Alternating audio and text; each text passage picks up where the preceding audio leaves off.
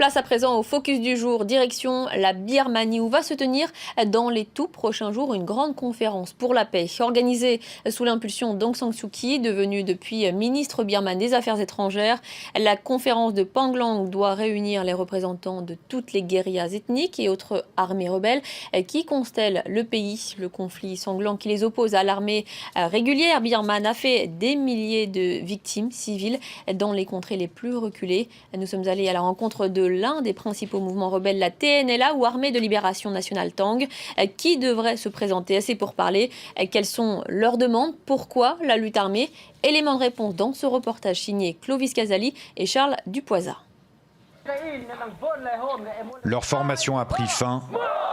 Ils sont désormais prêts à partir au combat. Les rebelles de la TNLA ont pris les armes contre le gouvernement birman et ces recrues seront bientôt déployées sur le front. Mais d'abord, le rituel de l'eau, symbole de purification, le début d'une nouvelle vie où chacun doit passer devant le commandant. L'eau est un élément fort, incassable. Cette cérémonie montre que nos soldats sont ensemble et unis.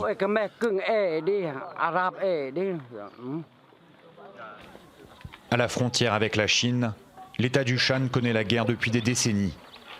Les rebelles de la TNLA contrôlent une partie du territoire et de sa jungle. Le colonel Tar Bon Kyo est une figure du mouvement, son numéro 2, et donc un homme activement recherché par l'armée birmane. Ce jour-là, il est venu remobiliser ses troupes et donner des consignes. La TNLA réclame davantage de droits pour son peuple Taang, une minorité ethnique birmane. Notre niveau de vie est très bas. Donc s'ils disent qu'ils sont notre gouvernement et que nous sommes de vrais citoyens birmans, alors ils doivent s'occuper de nous beaucoup mieux. Si nous n'étions pas un mouvement armé, alors personne ne nous écouterait. C'est pourquoi nous devons être armés. Je pense que pour trouver une solution politique, il faut une vraie fédération où nous aurons autant de droits que les autres. Alors, on n'aura pas besoin d'armes, la lutte sera différente. L'armée de libération nationale du peuple Taang compte près de 5000 soldats. Comme souvent, la population civile est la première victime du conflit. Pak Khan a des allures de village fantôme depuis le passage des forces régulières venues traquer les rebelles. Atong nous montre ce qui reste de sa maison. Presque rien, à part des plaques de tôle qui faisaient office de toit. Elle raconte la nuit où elle a tout perdu. L'armée a tiré et détruit la maison d'à côté. Ensuite, le feu a ravagé la mienne. On avait tous peur, on pleurait. Avec tous les villageois, on s'est caché dans la forêt. Et ensuite, on est allé s'installer à Pang Noson. À 2 km de là, Pang Noson, où Atong et ses enfants ont comme d'autres trouvé refuge. La solidarité bat son plein. Ils sont nombreux à se tourner vers les leaders spirituels plutôt que politiques. Ces Birmans ont peu confiance en Rangoon, se sentant abandonnés par les pouvoirs publics.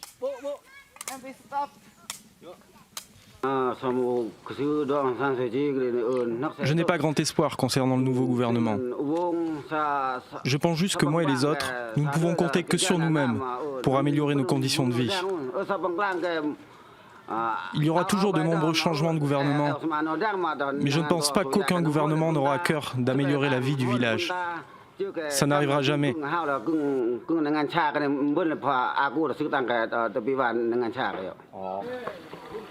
Ici comme ailleurs dans les territoires contrôlés par la TNLA, les rebelles aident financièrement les villageois.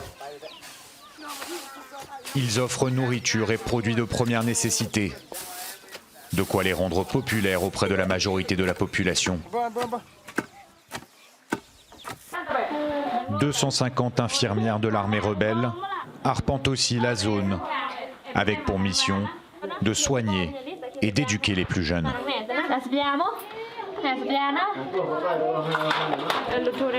Quand on arrive dans le village, la première chose que l'on fait, c'est de réunir les enfants et les bébés. On montre et on explique comment se nettoyer et se brosser les dents. Mais on va aussi aider les personnes âgées et ceux qui vivent dans les fermes plus isolées, en dehors du village.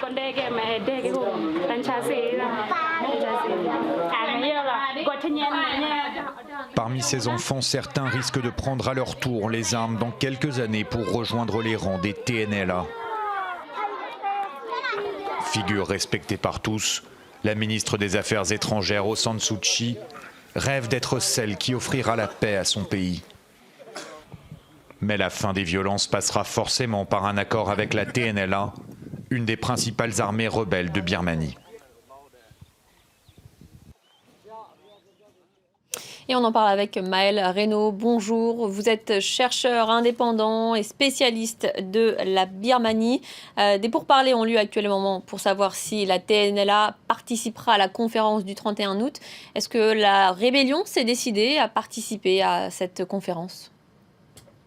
Oui, alors ce groupe-là en particulier, je ne le sais pas. Il y a pas mal de groupes armés qui sont en ce moment en train de réfléchir à la possibilité de participer. Il y a aussi le fait que l'armée elle-même, l'armée birmane de son côté, n'est pas prête à accepter n'importe qui à la table des négociations. C'est-à-dire qu'en gros, elle demande aux groupes armés de commencer par dire que leur but, à un moment ou à un autre, c'est que les combats cessent. Et voilà, c'est des négociations forcément difficiles entre les deux côtés. Y a-t-il des chances d'aboutir à un accord de paix ? Certains disent que la réunion a été organisée beaucoup trop tôt. Et est-ce que le fait que ce soit Aung San Suu Kyi qui organise cette conférence, eh bien, on a des chances d'aboutir à un accord de paix ? Ouais, ça dépend ce qu'on entend par aboutir en fait. Je pense qu'il y a pas mal de gens dans l'entourage d'Aung San Suu Kyi et peut-être Aung San Suu Kyi elle-même qui ont cru qu'avec une réunion, une conférence, on arriverait à un accord. Parce que fondamentalement, ils se disaient, nous on est le parti de la démocratie, a priori on a des bonnes relations avec les minorités ethniques, on a une certaine crédibilité, donc peut-être qu'on réussira plus facilement là où les militaires ont échoué dans les dernières années, depuis le 2011 que le processus de paix a commencé. Moi, je ne crois pas que ce soit du tout imaginable. En quelques jours, on n'arrivera à pas grand-chose. Par contre, c'est une première rencontre, c'est très positif. Et le processus continuera et il faut espérer qu'à un moment ou un autre, effectivement, il débouchera sur la paix. Mais ce ne sera pas cette conférence-là qui arrivera à quoi que ce soit. Alors justement, la chef de la diplomatie birmane est allée à Pékin le 19 août. Pourquoi la Birmanie cherche-t-elle le soutien de Pékin ? Je crois que vos collègues l'ont expliqué dans le reportage qui a précédé. Hein. Ces groupes aujourd'hui, ces groupes armés qui sont encore en lutte armée contre le gouvernement central birman, ils sont basés le long de la frontière chinoise. Ils commercent avec la Chine. C'est par la Chine qu'arrivent toutes les denrées, y compris les armes, qu'ils utilisent. Donc forcément, oui, la Chine est un partenaire extrêmement important dans ce processus. Et que peut promettre le gouvernement pour que les différentes factions déposent les armes ? Est-ce qu'elle a les moyens d'arriver à cela ? Alors en fait, c'est très intéressant que cette conférence porte le nom de Panglong, puisqu'en fait Panglong, c'est le nom d'un accord qui a été signé le 12 février 1947 entre les représentants des Birmans d'un côté, qui étaient emmenés par le père d'Aung San Suu Kyi, Aung San, et les représentants des minorités ethniques, et qui disaient en gros trois choses: que la Birmanie serait indépendante, qu'elle serait démocratique et surtout qu'elle serait fédérale. Or, cette promesse de fédéralisme n'a évidemment jamais été tenue par le gouvernement à l'époque de Rangoon et aujourd'hui de Naypyidaw. Et aujourd'hui, c'est ça le levier de négociation que peut avoir Aung San Suu Kyi, se dire ce fédéralisme-là, aujourd'hui, on veut y arriver autant que vous. Et dans ce cadre-là, effectivement, les minorités ethniques sont prêtes à négocier. Quel rôle joue le gouvernement dans ces conflits ? Est-ce qu'il n'attise pas certaines tensions, justement, en soutenant certaines milices au profit de certaines autres ? Alors la question qui se pose là, c'est qu'est-ce que vous appelez le gouvernement ? En fait, aujourd'hui, on a un système hybride depuis 2011 où en fait on a une moitié de démocratie avec effectivement des parlements élus et un gouvernement élu. C'est comme ça qu'Aung San Suu Kyi se retrouve à être ministre et un de ses amis être président de la Birmanie. Il y a une autre partie dans le cadre de la Constitution de 2008 qui est trois des ministères du gouvernement, celui de la Défense, celui de l'Intérieur et celui des Affaires aux frontières, sont contrôlés par le commandant en chef de l'armée directement, et 25% des sièges dans les parlements sont directement nommés, encore une fois, par le chef des armées. Donc si le gouvernement c'est Aung San Suu Kyi, oui effectivement il est de tout à fait bonne foi. Le côté militaire de ce gouvernement, lui, il joue un double jeu beaucoup plus compliqué, et c'est là que la question se pose vraiment. Donc en fait, la négociation, elle est emmenée par Aung San Suu Kyi, mais elle se fait vraiment entre deux factions qu'elle ne contrôle ni l'une ni l'autre, à savoir l'armée birmane d'un côté et les groupes armés des minorités ethniques de l'autre. Et quels sont les enjeux de ces rébellions ou bien de l'armée? Est-ce qu'il s'agit notamment de contrôler un trafic de drogue? Oui, non, effectivement. Alors après, ça dépend des groupes. Il y a des groupes armés qui sont tout à fait impliqués dans le trafic de drogue. Il y a des groupes qui le sont moins, voire qui le sont pas du tout. Et effectivement, il y a aussi des représentants des commandants locaux en fait de l'armée birmane qui sont impliqués dans le trafic de drogue. Et il y en a d'autres qui ne le sont pas. Donc il y a deux niveaux en fait. Effectivement, il y a le niveau commercial qui implique beaucoup la drogue, parce que dans le nord de la Birmanie, qu'est-ce qui pousse concrètement? C'est de l'opium. Et puis on peut arriver à produire des méthamphétamines. Et puis il y a une autre dimension qui est la dimension politique, avec une vision d'un côté qui est celle de l'armée birmane, d'un État souverain. On n'imagine pas l'armée française renoncer à contrôler la Corse, renoncer à contrôler l'Alsace ou renoncer à contrôler la Bretagne ou le Pays Basque. D'un autre côté, il y a la vision des groupes armés des minorités ethniques qui disent « nous, ces territoires-là, on les a toujours contrôlés depuis des temps immémoriaux, et donc on veut continuer à avoir un pouvoir politique sur notre propre territoire, notre propre population ». Donc il y a un affrontement à deux niveaux, au niveau économique, mais aussi au niveau politique. Et puis, très rapidement, il y a une autre minorité dont on parle parfois. Il s'agit des Rohingyas. Est-ce qu'ils ont une milice? Est-ce qu'ils sont invités à la table des discussions?